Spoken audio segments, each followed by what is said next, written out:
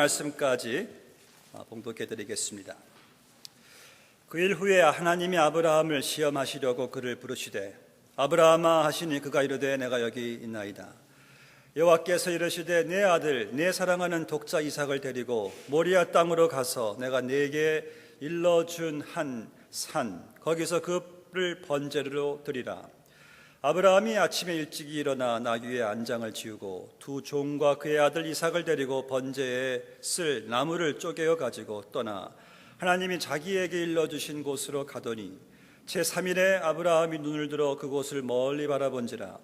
이 아브라함이 종들에게 이르되 너희는 나귀와 함께 여기서 기다리라.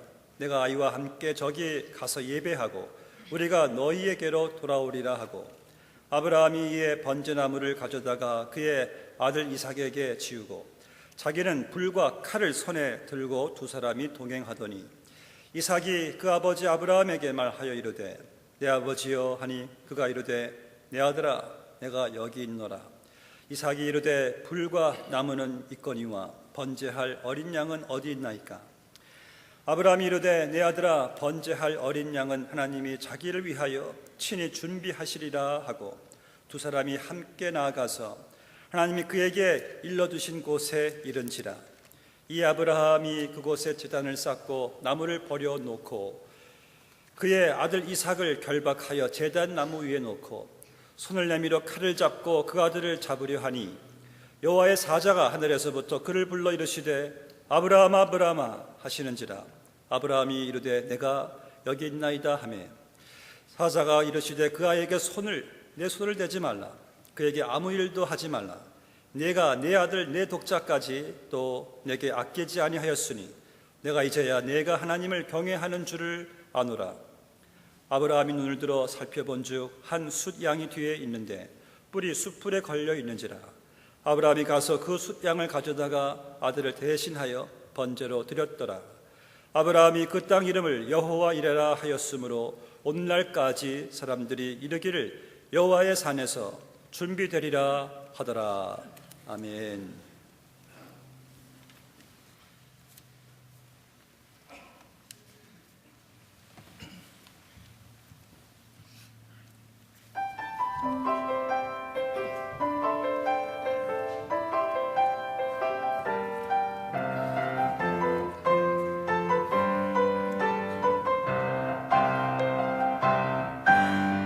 나의 구원자 주님을 찬양하며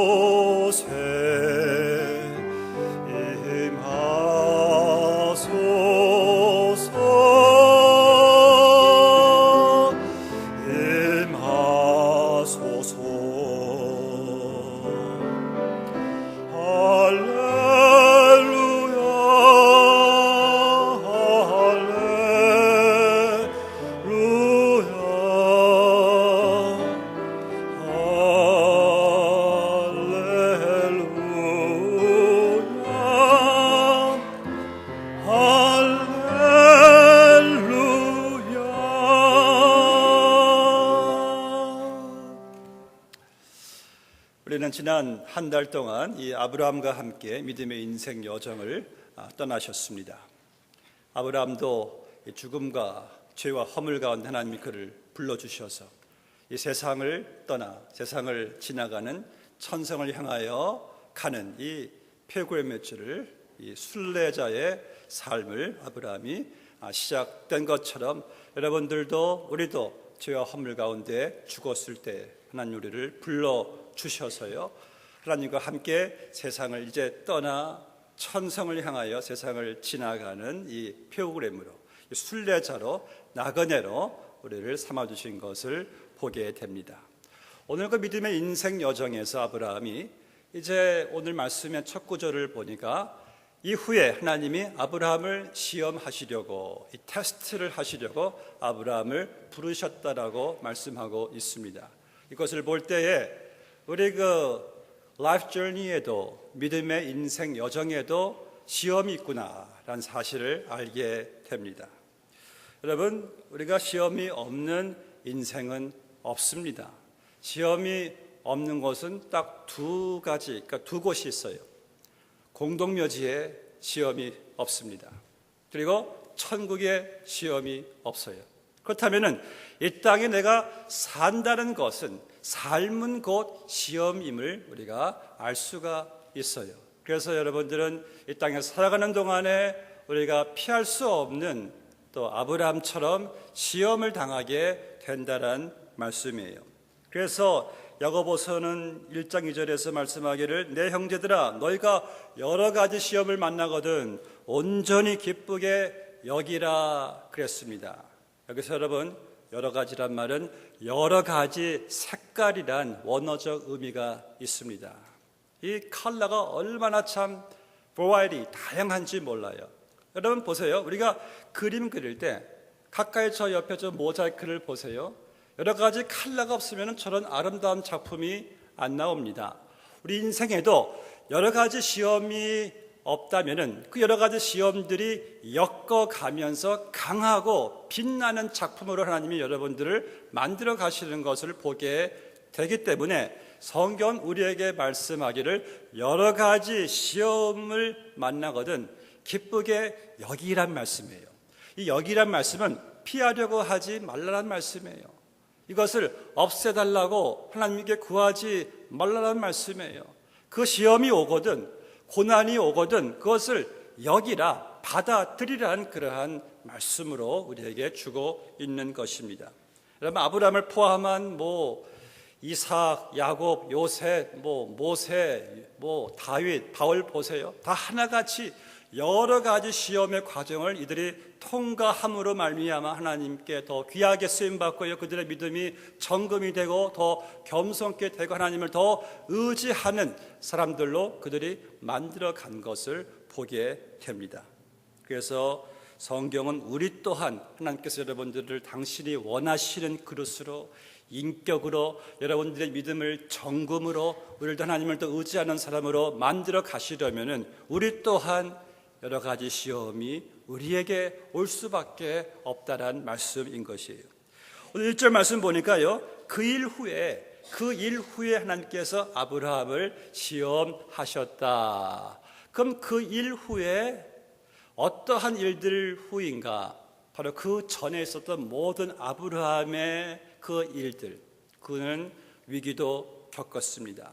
그는 또 승리도 했습니다. 그는 또 복도 받았어요.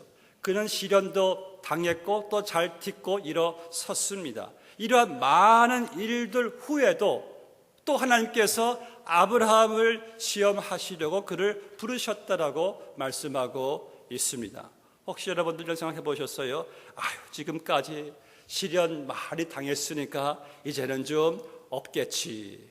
아니면 지난해에 시험 많이 받았어. 고난도 많이 당했으니까 지금 금년은 조금 더 시험에서 좀 모으면 되겠지. 제가 좋은 뉴스가 있습니다. 금년에도 여러 가지 시험이 있을 것입니다. 여러분 왜 그런지 아십니까? 시험이 있어야지 우리가 끊임없이 이 세상을 향한 눈이 하나님으로 향하게 돼 있어요. 시험이 있어야지만이 내 믿음이 더 굳세게 됩니다. 시험이 있어야지만이 참 교만하기 쉬운 내가 겸손케 되는 것입니다. 시험이 와야지만이 내 지금 신앙 상태를 여러분들이 볼 수 있게 되는 것입니다. 시험이 쓰지만은 시험이 약이 된다는 사실을 우리는 인생 경험을 통해서 알고 있지 않습니까? 그래서 본문 말씀에서 하나님이 아브라함을 시험하시려고란 그 말씀의 뜻은 하나님이 아브라함을 올리시려고라고 여러분들이 읽으셔야 되는 것이에요. 학교에서의 학생들이 시험 칠 때 열심히 공부해서 시험 잘 치면은 그들의 지식이 한 단계 향상 올라가듯이 우리도 하나님께서 시험을 통하여 여러분들을 올려주시는 기회로 삼아주신다는 말씀이에요. 다시 말해서 내 신앙의 한 단계가 올라가는 것이 바로 여러 가지 시험을 통해서 내가 그것을 유익을 얻게 된다는 말씀이에요. 그래서 여러분, 여러 가지 시험을 당하거든 시험을 이상하게 성경은 여기지 말라 그랬어요. 오히려 성경은요, 시험을 당연히 받아들이라고 말씀하고 있어요. 시험이 올 때 그래서 여러분 원망하거나 불평하지 마시고요. 이왕 시험 당하는 거 기쁘고 감사함으로 잘 통과하시기를 주의 이름으로 축원합니다. 이제 1절에서 하나님이 아브라함을 부르세요. 아브라함아, 아브라함아. 아브라함이 주여 내가 여기 있나이다. Yes, Lord, here I am. 아브라함은요, 항상 오늘 말씀을 쭉 창세기 보시면 하나님 부르실 때마다 그가 습관적으로 대답하는 것이 Here I am. 내가 여기 있나이다. 그 대답은요, 상당히 중요한 의미를 포함시키고 있습니다.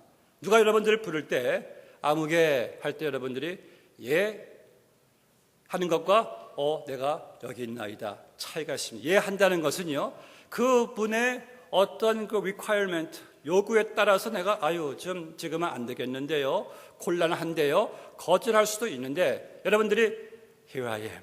내가 여기 있나이다. 그 마음의 자세는요, 내가 언제든지 따를 준비 태세를 갖추고 있다는 말씀이에요. 여러분, 이 내가 여기 있나이다는요, 옛날에 왕들이 신하에게 어떤 하명을 할 때 하명하시옵소서 폐하 무조건 따를 수밖에 없는 그런 마음의 태세예요. 종도 주인이 명하면은 Here I am. 내가 여기 있나이다. 그런 마음의 태세를 아브라함이 항상 갖추고 주여 내가 여기 있나이다. 하나님 무슨 말씀을 하시든지 따를 준비가 되어 있다는 이 아브라함의 참 믿음을 우리가 여기서 발견하게 됩니다. 여러분, 19세기의 부흥의 장을 열은 D.L. 무디가 하루는 시카고의 높은 빌딩에 자기의 제자, 수제자 알레 토레를 데리고 올라갔어요. 그리고 밑에 까마득한 밑을 보면서 토레에게 이 무디가 이렇게 말합니다. 이보게 토레, 만약 하나님이 지금 나에게 이 꼭대기에서 뛰어내리라고 하명하시면, 명령하면은 나는 당장에 뛰어내릴 걸세. 이 말을 들은 토레가 훗날 이렇게 말을 했어요. 나의 스승 D.L. 무디는 언제든지 하나님의 명령을 따를 준비가 되어 있었던 인물이었습니다 라는 말을 했습니다. Here I am. 주님 말씀하옵소서.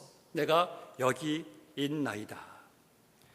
본문 말씀에서요, 2절에서 이제 하나님께서 아브라함의 믿음을 시험을 하시는데 참고 이 시험 그 숙제가 조금이 아니라 무척이나 힘든 걸 하나님께서 택하셨어요. 바로 이삭을 가지고 하나님께서 시험하세요. 네 아들 이삭을 데리고 가서 내가 너에게 지시할 저 땅 모리아 땅에 가서 번제로 희생 제물로 드리라.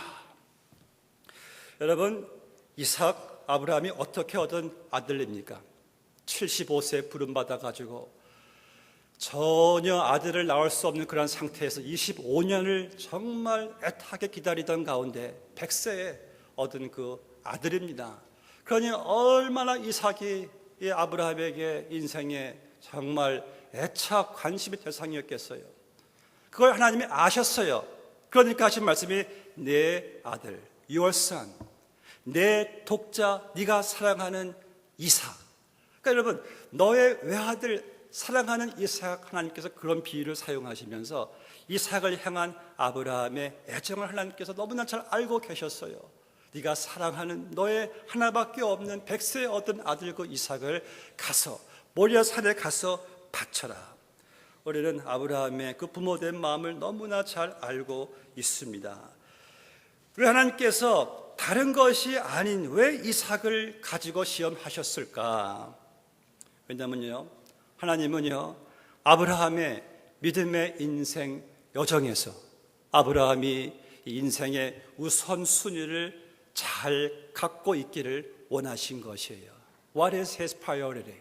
이 우선순위가 하나님이 되게 하시려고, 혹시 그 우선순위가 이삭이 되지는 않았는지를 하나님께서 아브라함의 신앙을 점검하시려고 하나님이 이삭을 타치를 하신 거예요. 네 아들 이삭을 갖다가 바쳐라. 하나님이 원하시는 것이 무엇입니까? 아브라함아, 네가 혹시 이삭을 나보다 앞에 세우지는 않았느냐? 하나님이 그 순서를 아시기를 원하신 것이죠. 행여나 아브라함이 백세 얻은 아들을 더 사랑할까 봐, 더 그를 의지할까 봐 하나님께서 시험하신 거예요. 여러분, 하나님이 너무 욕심 많으신 거 아니신가 생각할 수 있겠죠. 욕심이 아니에요. 우리가 창조된 목적이요, 하나님만을 높여드림으로 우리의 인생이 행복하게 되기를 하나님께서 원하신 것이고, 또 우리의 인생의 우선순위가 하나님이 되실 때 우리가 진정 행복하게 되는 것이고, 주님이 주신 모든 것들이 내게 이게 고통이 되지 않고 해가 되지 않고 축복이 되게 하시려고 항상 하나님을 앞에 세우기를 하나님이 원하시는 거예요. 그래서 여러분, 하나님께서 그 어떤 것도 하나님보다 앞에 있는 그 우상 숭배를 하나님께서 항상 배제시키는 것을 보게 되는데, 하나님이 우리의 우선순위를 다뤄가시는 그 툴 중에 하나가 뭔지 아십니까? 고난이에요. 보니까 고난이 올 때 우리가 그동안 못 봤던 하나님을 보게 됩니다. 하나님을 보게 돼요. 그래서 지난번에 어느 저희 교회 집사님이 말씀하셨죠. 목사님, 하나님이 한번 고난 주시니까 제 우선순위가 좀 바뀌어졌어요. 예수님이 되었다고 말씀하시는데, 역시 여러분, 고난이 없으면은요, 우리는 정말 내 인생에 무엇이 우선순위인지 잘 모르고 살아갈 때가 참 많습니다. 그래서 본문에서 이제 하나님께서 아브라함의 우선순위를 점검하시려고, 아브라함아, 내 아들 내 사랑하는 독자 이삭을 가서 모리아 땅에 가서 바쳐라, 번제로 바치라. 그래서 아브라함이 하나님의 사람이 되기 위해서는 반드시 여러분 이 우선순위의 시험을 통과해야만 됐습니다. 근데 아브라함이 깨달아요. 하나님께서 어떻게 아브라함을 테스트하셨는가? 아브라함이 깨닫죠. 하나님이 아브라함에게 너는 이삭을 사랑하느냐, 나를 사랑하느냐? 아브라함은 둘 다 사랑했어요. 결국 아브라함은 깨닫습니다. 아들은 복이다. 아들은 복이에요. 그런데 하나님은 복의 근원이시다. 하나님으로부터 아들도 재산도 생명도 나온다. 아들도 재산도 생명도 참 복의 그림자이지 복의 근원은 아니란 사실을 아브라함이 알게 됩니다. 여러분, 내 생명과 복의 존재 근원이 누구십니까? 하나님이시죠. 그 외에 다른 모든 것들은 다 복의 그림자예요. 그런데 우리들은 실수를 많이 해요.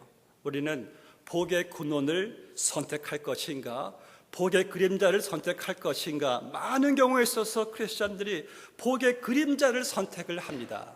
복의 그림자는 복의 근원과 함께 딸려오는 것인데, 복의 근원을 보질 못하고 복의 그림자를 이렇게 안타깝게 선택해가지고 나중에 참 우리가 힘들어지는, 허망해지는, 고통받는 모습들을 많이 보게 됩니다. 아브라함은 제대로 선택했어요.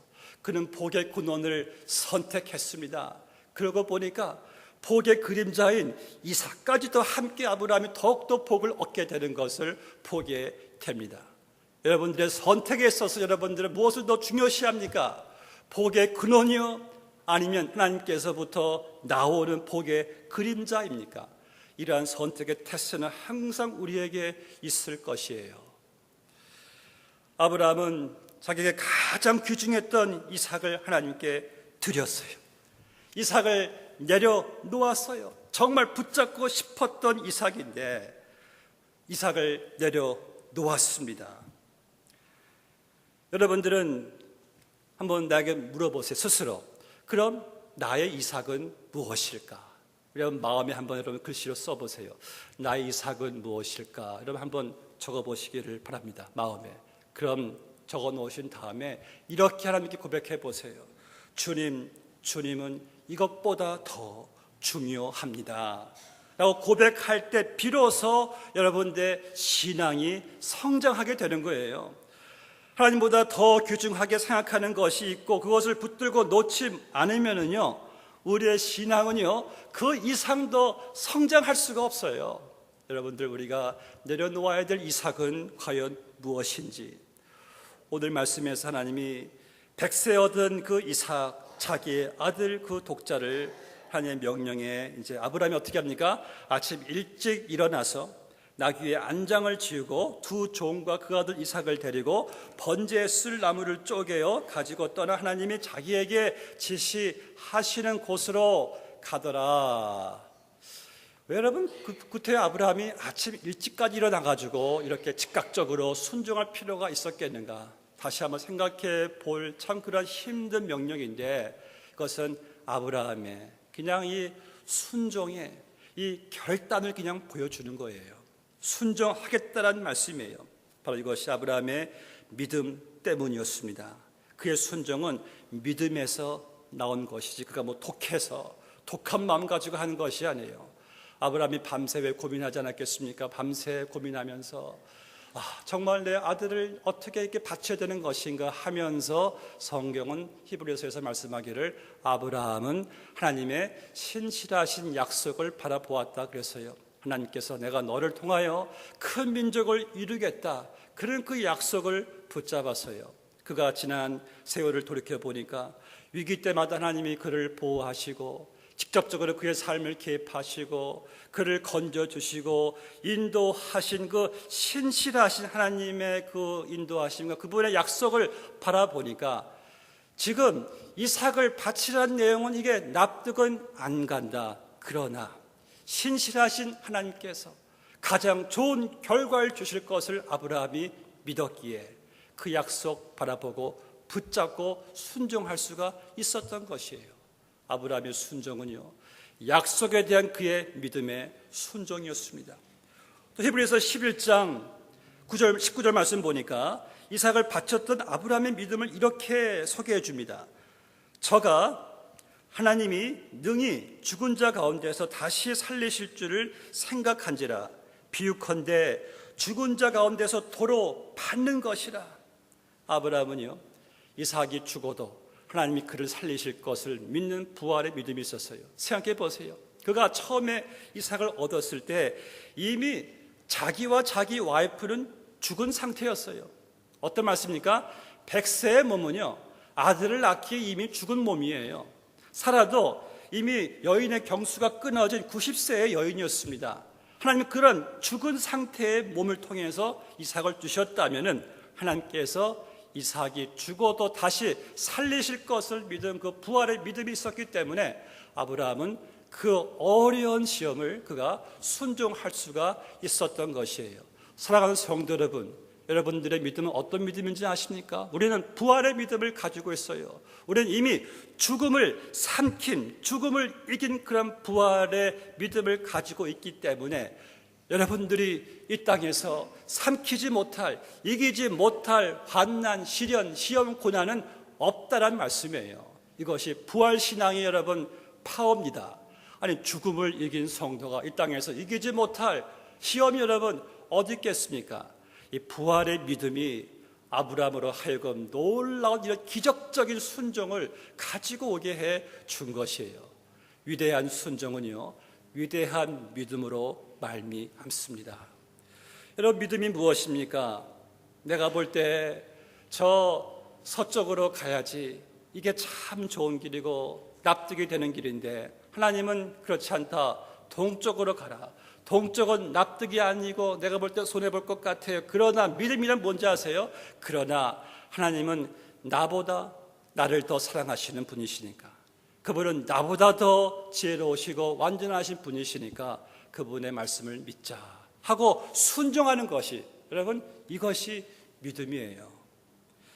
우리의 믿음은요, 하나님께서 책임져 주실 것을 믿고 결과를 다 그분께 맡기는, 바로 이것이 믿음의 순종이에요. 여러분, 믿음이 있습니까? 그럼 순종이 있어야 돼요. 그런데 믿음이 있다 하고 순종이 없다면 그것은 믿음이 아닌 것입니다. 믿음과 순종은요, 동전의 양면성과 같아요. 믿음 있는 곳에 순종이 있고 순종 있는 곳에 믿음이 있어요. 믿음 따로 순종 따로 아닙니다. 순종이 없는 경우는 믿음이 없기 때문이에요. 믿음이 있다면 순종할 수가 있습니다. 오늘 또 본문에서 우리에게 주는 또 귀한 믿음의 순종에 또 교훈이 한 가지 있어요. 이 믿음이란 무엇인가? 믿음이란 순종하는 것인데, 이 순종이 나에게 어떠한 희생의 결단을 추구한다 할지라도 나는 기꺼이 순종하겠다는 것이, 여러분, 이것이 믿음이에요. 우리는 흔히 믿음을 가진 사람들은 다 만사 형통한다는 말을 들어요. 믿음만 가지면은 사업도 잘 되고, 믿음만 가지면은 병도 착착 낫고, 그러니까 믿음을 너무 이렇게 성공, 번영, 만사, 형통 쪽으로 자꾸 이것을 우리가 치우치다 보니까 우리의 믿음이 이게 기복 믿음으로 빠질 때가 참 많습니다. 여러분, 우리가 신앙생활 한다고 모든 일이 다 잘 되는 것만은 아니에요. 오히려요, 믿음을 가졌기 때문에 죽는 수도 있어요. 믿음이 있기 때문에 손해를 볼 수도 있어요. 패배할 수도 있다는 말씀이에요. 믿음을 가졌기 때문에 세상 성공과 번영을 이룰 수도 있습니다. 왜요? 성공이나 실패, 건강, 병 등 것은 사실 믿음의 관심 대상이 아닙니다. 성숙한 믿음의 관심 대상은요, 끝까지 신뢰하고 순종할 수 있느냐가 믿음의 관심 대상입니다. 어떤 사람은 믿음만 가지면은 불가능함이 없다라고 말해요. 맞는 말씀이에요. 그런데요, 믿음을 가져도 그렇지 않을 때가 있습니다. 왜요? 믿음은 성공을 목표로 하는 것이 아니에요. 믿음은 그저 모든 것이 잘 되는 것이 목표로 하는 것이 아닙니다. 믿음의 목표는 무엇입니까? 예수 그리스도를 따라가는 거예요. 믿음의 목표는요, 그분의 말씀에 순종하는 것이에요. 아브라함에게 이런 믿음이 있었습니다. 그는 어떤 희생을 치르더라도 주님 주신 말씀에 순종하고 따라가겠다는 그러한 믿음이 그에게 있었습니다. 그럼 여러분들의 믿음의 관심 대상은 무엇입니까?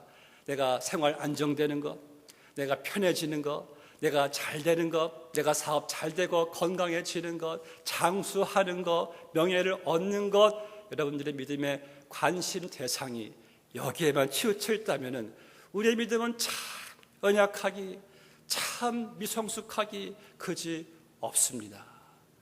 우리는 이미 복을 너무나 많이 받은 자들이에요.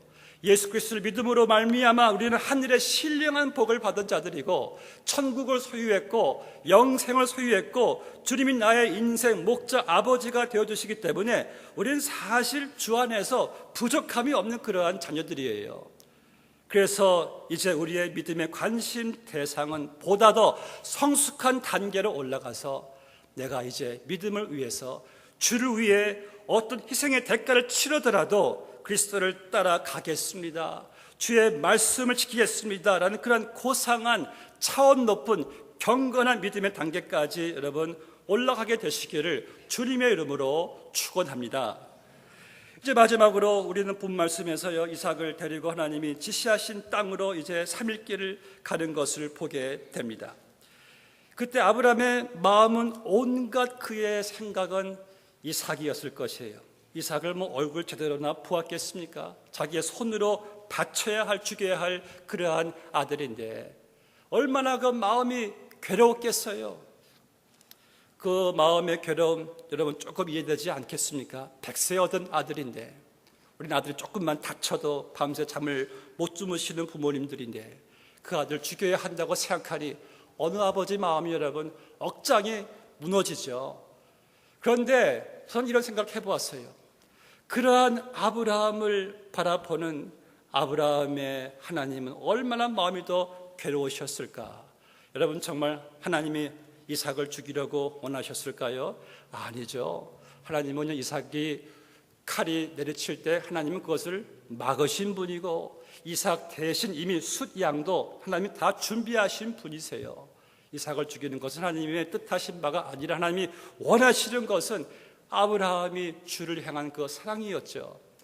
그런데 저는 이 말씀을 보면서요, 아브라함이 참 괴로워하고 고통스러워하면서 이삭을 데리고 가는 그 모습 보면서 하나님이 어떤 생각하셨을까, 이런 생각을 한번 해보았어요. 아브라함아, 너에게 그러한 시험을 주어서 내가 미안하구나. 그러나 그 시험이, 그 고통이 전 인류를 구원할 내 계획의 시작점이란다. 그러니 조금만 참아라. 조금만 참아라. 하나님이 원하시는 것은요, 아브라함의 그 시험을 잘 통과해서 믿음의 조상이 되는 것이기에 하나님도 마음이 얼마나 참 괴로우셨겠습니까?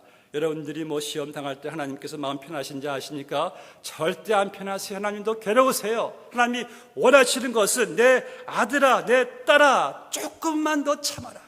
조금만 참으면 된다 하면서 우리가 시험 통과하기를 원하시는 우리 아버지의 마음을 여러분들 한번 생각해 보셨습니까? 하나님이 더 애타셨죠. 더 마음이 더 괴로우셨죠. 이제 아브라함이 이삭을 데리고 산으로 올라가는데 이삭이 물어봐요. 아버지, 여기 이 불이 있고 번제들을 나무는 있는데 제물 어린 양은 어디 있습니까? 아버지의 마음이 또 한 번 억장이 무너집니다. 이삭아, 아들아, 하나님께서 다 준비해 놓으실 것이다. 참 아브라함 참 멋있는 믿음의 사람이에요. 여러분, 믿음이란 무엇입니까? 하나님께서 모든 것을 준비하실 것을 믿는 것이 이게 믿음이에요. 믿음은요, 자기 정신력이 아니에요. 믿음은요, 자기 의지도 아니고 자기 어떤 신념도 아니에요. 믿음은 또 어떤 막연한 미래에 대한 기대감도 아니에요. 믿음이란 무엇인가? 하나님이 반드시 약속대로 준비해 주신다는 사실을 믿는 것이, 여러분, 이게 진짜 믿음인 것입니다. 정말 아브라함이 그 모리아 산에 올라가 보니까 하나님이 정말 놀랍게도 그 번제단 옆에 숫양을 하나님께서 잡게 하셔가지고 준비해 놓으신 것을 보게 됩니다. 그래서 이삭 대신 이 숫양이 대신 죽게 되는 것을 보게 돼요. 오늘 이 아브라함의 모리아산 사건은요, 우리가 여러분들이 절대 놓쳐서는 안 될 메시지가 있습니다. 이 믿음과 순종, 아브라함도 중요하지만은 더 이 사건에서 더 드러내 보이고 있는 것은 아브라함의 믿음과 순종보다도 하나님의 사랑인 것이에요.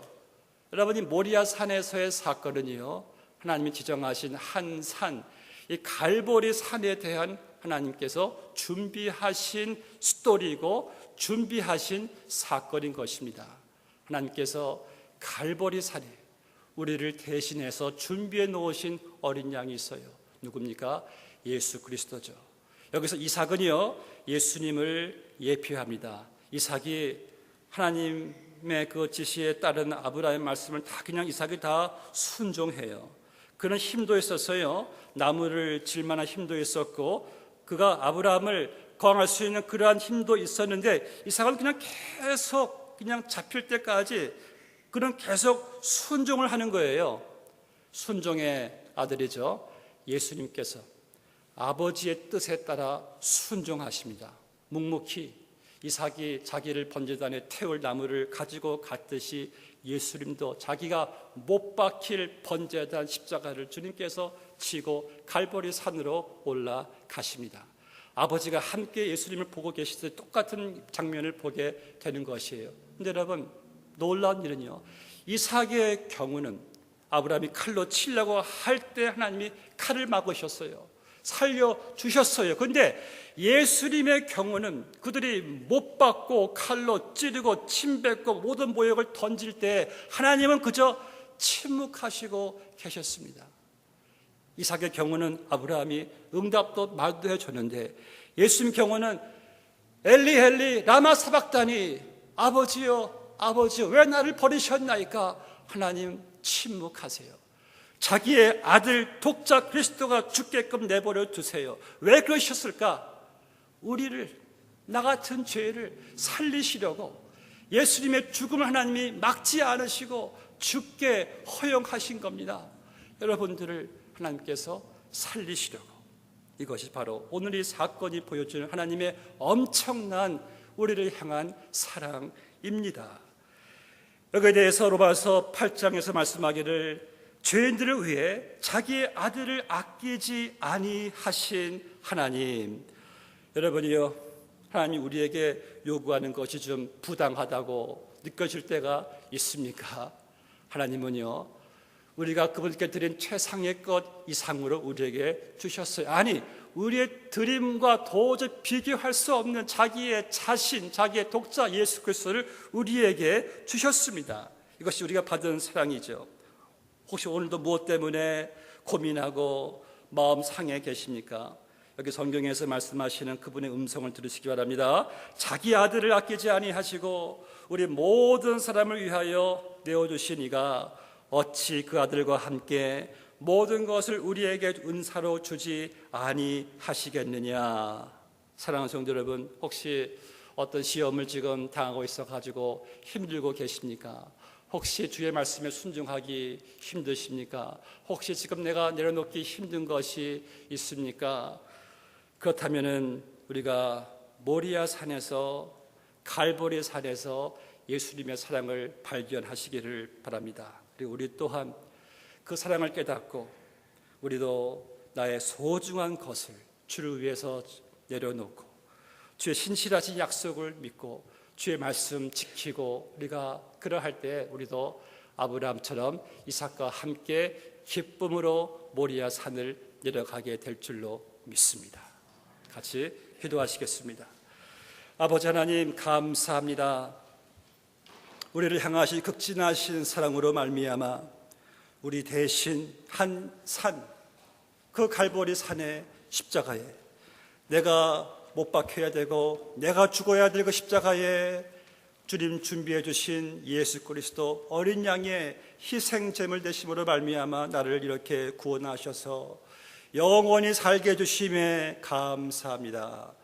아버지, 행여나 이렇게 큰 사랑을 받은 저희들이 복의 근원 되신 하나님 외에 복의 그림자를 더 붙잡고 있지는 않는지 주여, 오늘 우리의 눈을 열어 복의 근원 되시는 하나님을 바라보게 하여 주시옵시고, 주님께서 우리에게 너무나 귀한 것을 주셨기에 우리도 이삭처럼 제단에 올려지는 제물이 되어 우리의 뜻이 아닌 주의 뜻을 위하여 살아가는, 주의 명령에 순종하는 주의 거룩한 산제사로 살아갈 수 있도록 저희들을 인도하여 주시옵소서.